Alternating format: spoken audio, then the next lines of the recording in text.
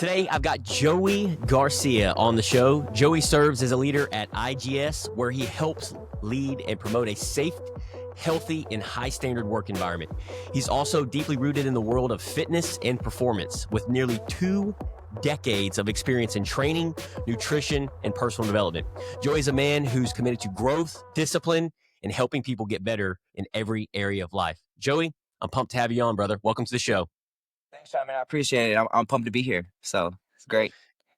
Take us back for a minute, man. For our listeners, our audience, everyone listening to this, we're sitting, we're chopping it up, we're having a conversation. What were some of the defining moments that shaped you, that has created the man that you are today? Oh man, my dad. My dad served in the Army, and my grandfather. And it was really his leadership and discipline that really grounded and developed my discipline as well. I mean, we were those kids that we came home from school and it was help your mother do what she needs to do around the house, do your chores.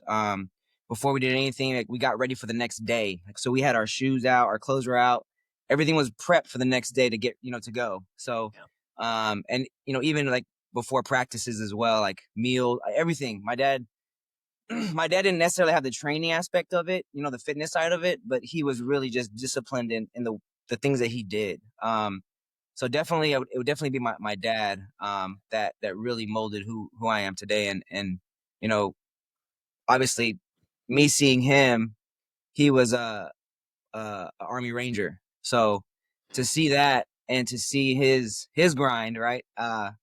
It definitely pushed me to be, kind of in that same space as he is. So.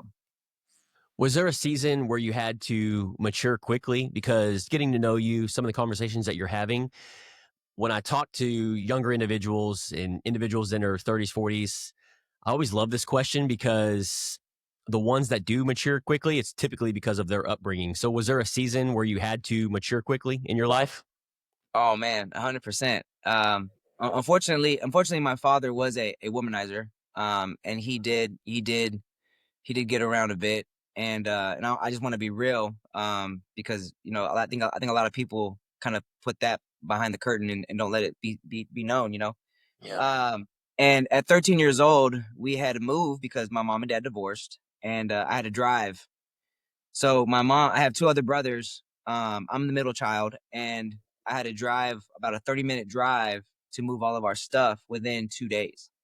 So, I mean, growing up, man, it really was. I've literally, when Nipsey Hussle says hustle all my life, like I've literally hustled all my life. When we came from nothing. I remember, living in apartments an apartment. My dad was going to school, which today is now UTRGV in the Valley, in McAllen, Texas. And we would have to.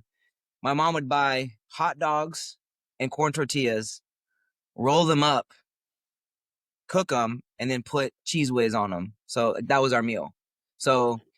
and then to keep it together, we should put a toothpick so that the tortilla wouldn't fall apart. So coming from that and just seeing that growing up, man, it's been a journey, but it's been a great one. So, Absolutely. but Now, what I'm hearing you say we tap into, I love the word mindset because it really comes down to mindset and having that paradigm shift.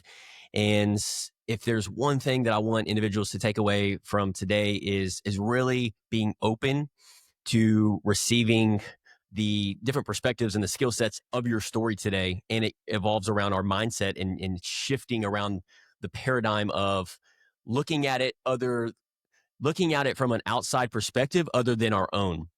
So right. I'm curious with you, man, what changed most in your mindset over the years and going through that with your dad and your mom being there with you and in hustle mode? So what's changed most in your mindset over the years?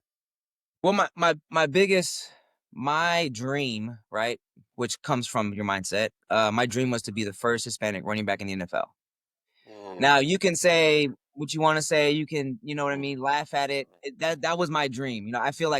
I think God plants a special seed in your heart on what you want to do, and then you make it happen, right? So that was Yes. my biggest. That was my dream. That was what I wanted to do. That was my focus.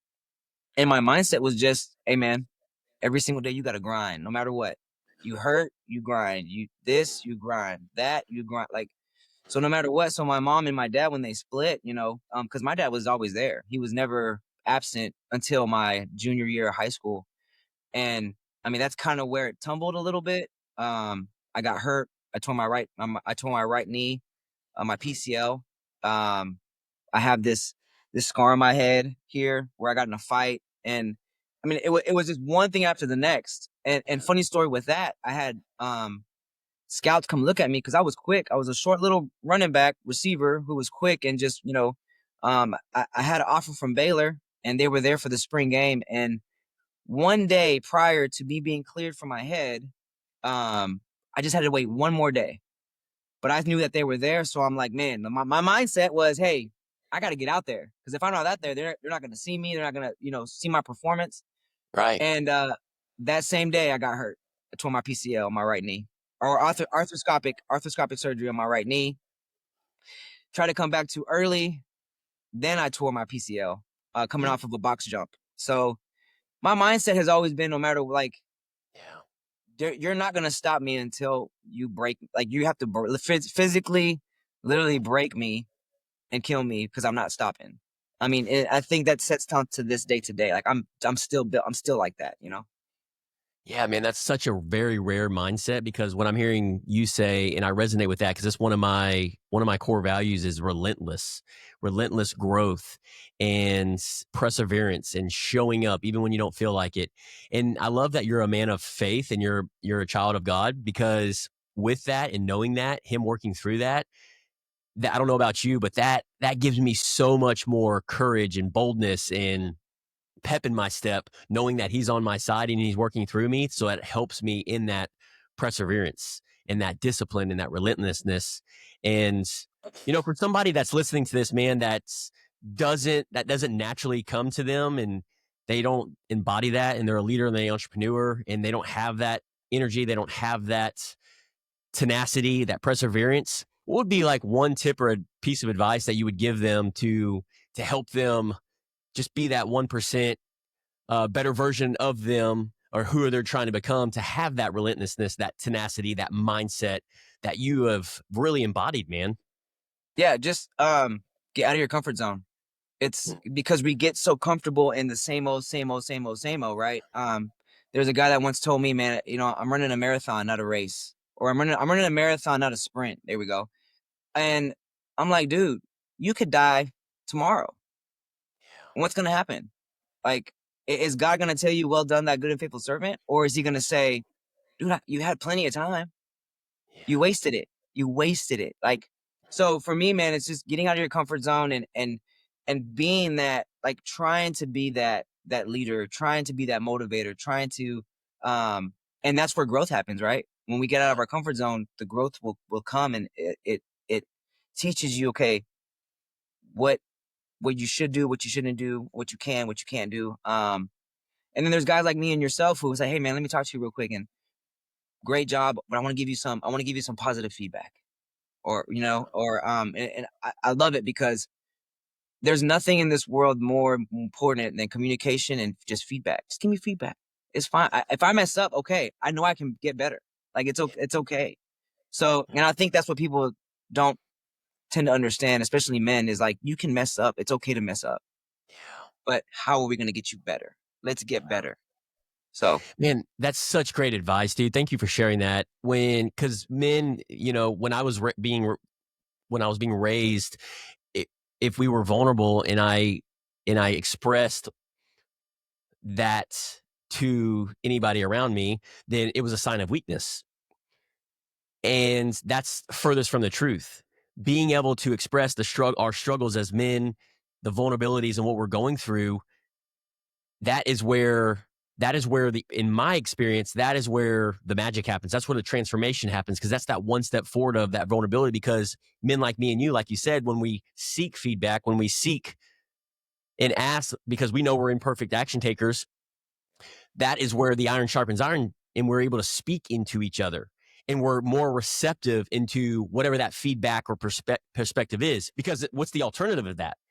The pride and the ego is in the way. We think we have it all figured out. We think we know everything. But what we actually know, if you're on YouTube watching this, we know this much, a pebble of sand. And when you know Be that that, you guy. become a student of the game. And before we move on to my next question here, I wanted to share this. Do you know who Ed Milet is? Or not. No. Man, he's a mentor. This is one of the top rated podcasts in the world on self development. Highly recommend looking him up. But he shares this story. I want to give him credit where it's due. In his podcast, when he talks to people, he says, look, like you said earlier, Joey, we're not guaranteed tomorrow. So I want our listeners and audience thinking about this right now. I want them to picture themselves tomorrow. God forbid something happened to us, me and you, and we are at the gates of heaven. And God is sitting there showing us and going and reviewing our lives, good favorites.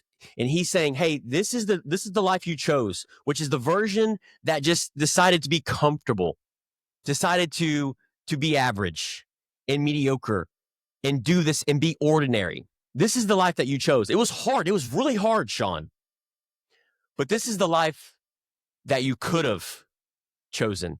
This is the life of doing hard things, getting comfortable, getting uncomfortable. This is the life of being vulnerable, sharing your struggles and trials and tribulations, getting on a podcast, doing a marathon for the first time, getting in a cold plunge, doing that public speaking, starting that business, doing hard things. Both of them are hard, but choose your hard. This is what you could have ended up like. This is what I called you to be. So I think about that all the time in my life. Am I avoiding this because it's hard, or am I avoiding it because it's why am I avoiding it? So when I think about that, I'm like, because we're not guaranteed tomorrow, so we're gonna leave it all on the playing field today. 10, You have any thoughts on that? 110. Oh yeah, 110. I just, it's funny you say that. You said anything can happen to you, and not necessarily death, right? But you could be in a car accident and not be able to use your legs, but you have that mindset to say no. I have what's called non-negotiables. So my non-negotiables are working out. Well, I'm sorry, my devotional in the morning when I wake up, working out, time with my kids, time with my wife. Those are non-negotiable. Like there are no, hey, we can't do that. And then now it's been fasting because it is biblical now. You know what I mean? It's my lifestyle. I feel amazing, and it's no secret or no wonder why Jesus did it for 40 days and 40 nights to get to have that spirit and to have that, you know, tenacity to just keep going no matter what. No matter what, you're gonna keep going. So Why do you think so many people want results? Because I know our listeners listening to this, they're high performers, they're leaders, they want results. They want that six pack of abs. They want that profitable business. They want that business running without them. They want that healthy marriage, but struggle to stay consistent in their habits, health, and leadership that's going to get them there. really the biggest thing it has to be, and we said this already, is getting uncomfortable. I didn't think I was going to be comfortable fasting. Bodybuilding mindset, right? My mindset of bodybuilding was I got to eat, no matter what, right? 7 o'clock from the time I wake up till 8 o'clock at night, I have to eat. Well, I had to teach myself to get uncomfortable, and if I want the results that I want, there's something that I have to tweak and learn and just do differently that other people aren't doing, right? So, and that was just it, man. I mean, it's really just diving deep into, okay, I have to get uncomfortable, because if I don't get uncomfortable, where are the results going to come from? Like, So you run a community at CHS track every Saturday. And this is perfectly applicable to this question. So many people want to come out and move their bodies, sweat, get healthier, look better. They want those results, but they struggle with consistently showing up to the track. But they know that it's important. From your experience, because I know a lot of people are listening to this resonate with that, they struggle with staying consistent. on showing up. I know, Joey, I need to come to the track. I know I need to come run. I know I need to come do your workouts. And then they say they're going to be there and they don't even show up. So from your experience, man, do you know like why they struggle with staying consistent in those habits, health, leadership? Yeah, I mean, it's something that just fascinates me because if we can get that person that says they're going to do it and they want to get uncomfortable and they do it, then we're on to something. But man, I find that question so fascinating. They don't have any skin in the game. Mm. What do you So mean? there's no skin in the game as far as whether it be financially, whether it be they're about to have a heart attack, and they just found out from their doctor, whether it be they lost a family member that had the same issue. So there's no skin in the game for them to be like, I got to show up. I have to be there, because if I'm not, then I mean, ultimately it's death, right? But Yeah. not only that, but and what I think of is like my kids. Like my kids are watching me. My son, my daughter, my wife, they're watching me. And even if I wasn't a leader, I don't think it just has the for them to just see me and who I am and what I look like. Like that's huge. And I mean that resonates with me as well as, and you can I'm pretty sure any Hispanic that you talk to, because there was a one point in time of all of us, we're all chunky, we're all big, we're all overweight, and Yeah. that was just our lifestyle.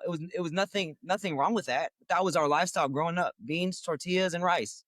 Like that's what we grew up on. So for them to see me, um, that really motivates me, and that's my skin. That's my skin I got in the game, and I have to, like, I can't lose. I can't lose that. You know what I mean? Yeah.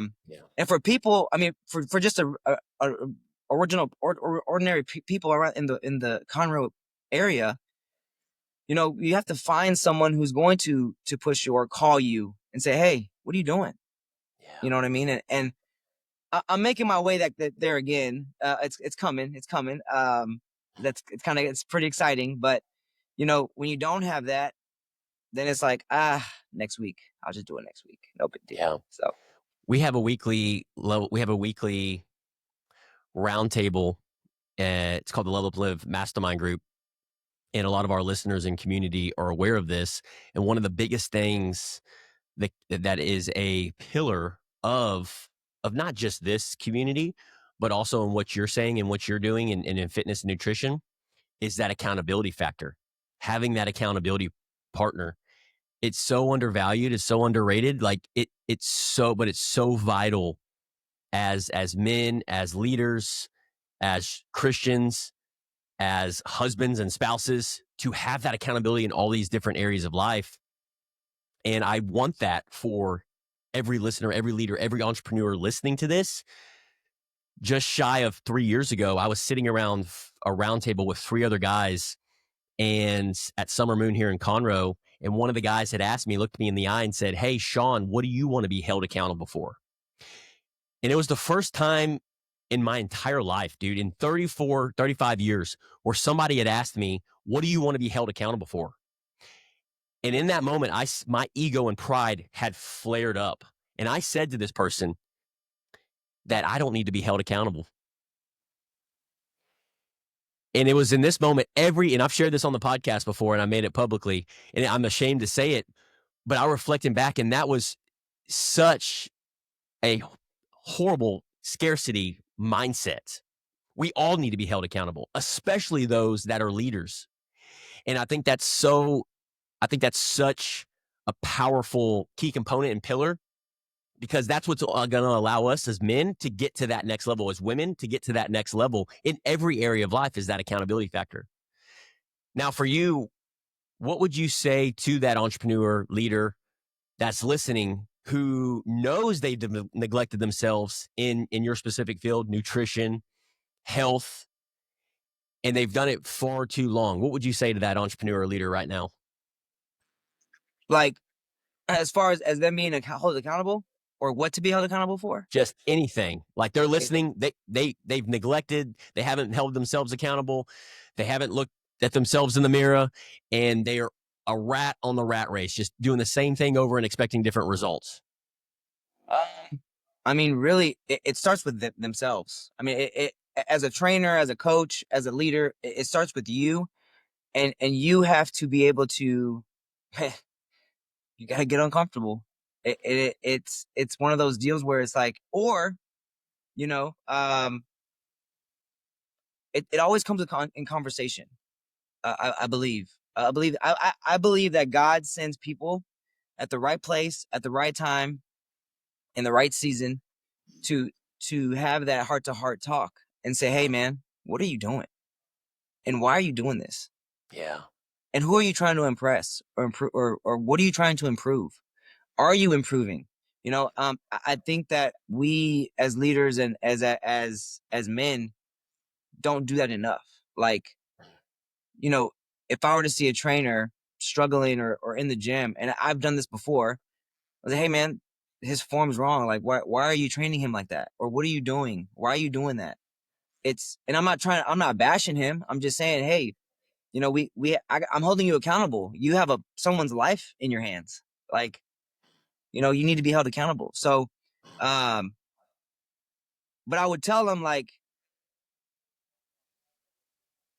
what are their goals? Like, to me personally, I've always had goals. Rather it be high rocks, rather it be bodybuilding show, rather it be I want six pack abs, rather it be I want to look a certain way at this certain time. So goals are the number one motivator, and that's for anybody. I mean, shoot, look, we're already at summertime. I mean, Yeah. just yesterday we were celebrating 2026. We're already about to be. We're gonna be in May. So to be able to come as a 38-year-old to the pool with my shirt off, not trying to be look at me, but man, that dude's 38. He's got abs and he's chiseled and he's shredded. And how does that, you know what I mean? How do I do that? How can I do that? Yeah. So, it starts with a conversation. And Yeah, um, and I love that, and it sounds like you got that temperament in you as well, where you're a challenger, and whether it's at the gym, at the track, I've learned, and I've watched you from a distance. You and people need that in their lives. If you got 100 people that are around you, 98% of those people need that, and I'm the same way, man. I resonate with that, and I think people aspire to be like that, but also it can be intimidating. It can be oh yeah, very intimidating. So one of real the things quick, that I've learned. Go ahead. before you say something, I've learned, I would say about 2 years ago, my wife told me, you can't help everybody. You can Yes. inspire everybody, you can motivate everybody, you can push everybody, but you can't help everybody. And I took that to heart, and it's true. It's so true. You can lead a horse to water, but it's up to him to drink, right? So yeah.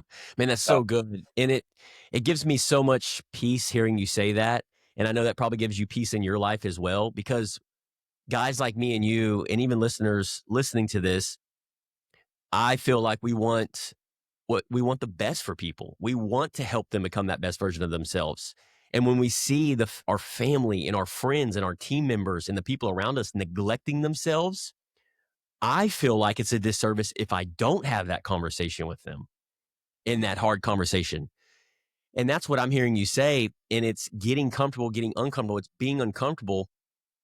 And a lot of people don't know what that means. What I have learned as well, what would be like one uncomfortable thing for you that you could give us an example that you've maybe done in the last 6 to 12 to 18 months that you've gotten uncomfortable with in your life that you are going through right now in this season of life?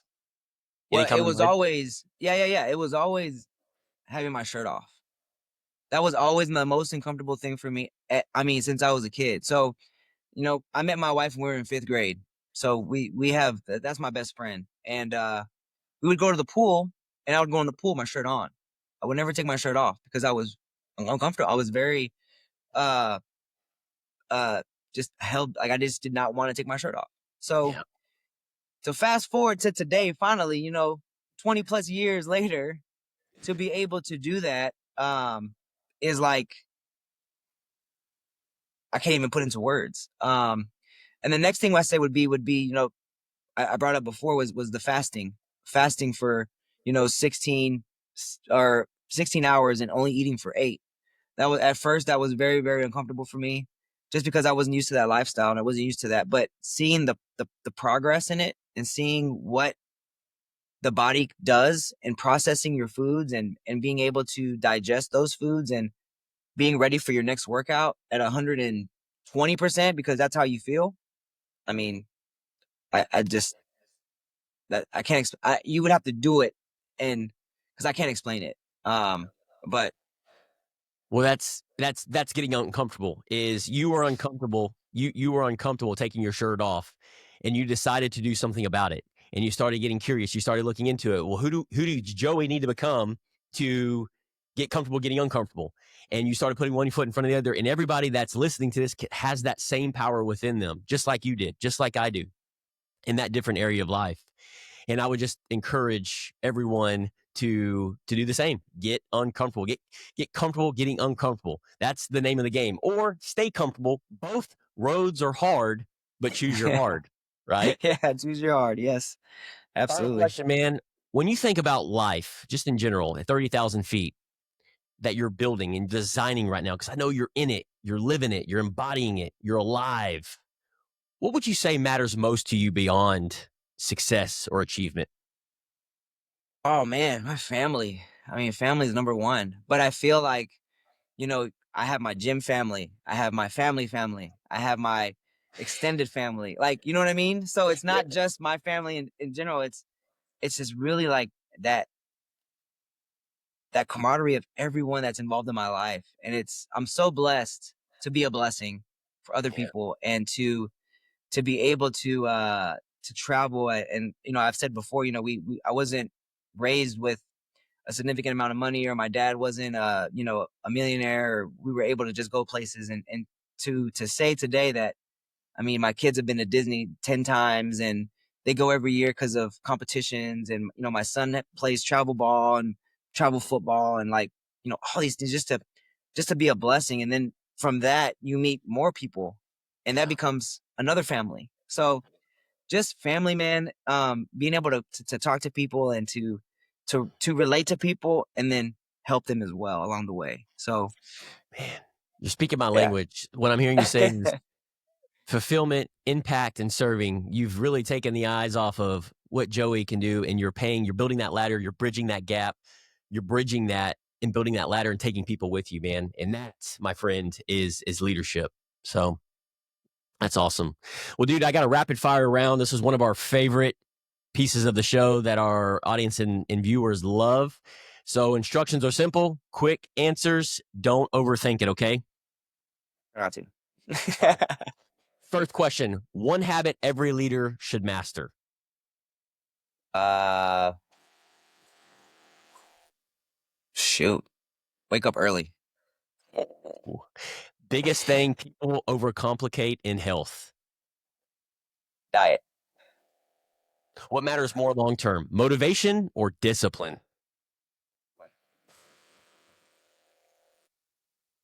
Discipline. Nice. One thing every entrepreneur should protect more. Uh, Family. When you hear the phrase, let's get better together, what comes to mind? Boot camp. Nice. Well, Joey, man, this has been a powerful conversation, brother. I really appreciate you not only saying yes to be on the show, but your heart, your conviction. Everybody I know can feel the conviction behind your voice and the discipline and what you're embodying in your own life. And then leading by example for your wife, your kids, and your community. You're doing that, just that. And you've told me that numerous times. You've not just said, hey, do as I say and not as I do. I mean, you actually are an action taker and it's caught, not taught. So I really appreciate you approach growth, health, and helping others get better. So I know a lot of our listeners got a lot of value from this one. And if you're listening right now and you know you need to get around the right people like Joey to be challenged, to be held accountable, to be sharpened and grow in business, leadership, health, and life, come be our guest at the Level Up Live Mastermind Group. We meet every Friday at Honor Cafe here in Conroe, Texas, and we'd love to have you as a guest. Joey, thank you again for being on the show. Appreciate you, brother. Man, I appreciate you. Thank you so much. Absolutely.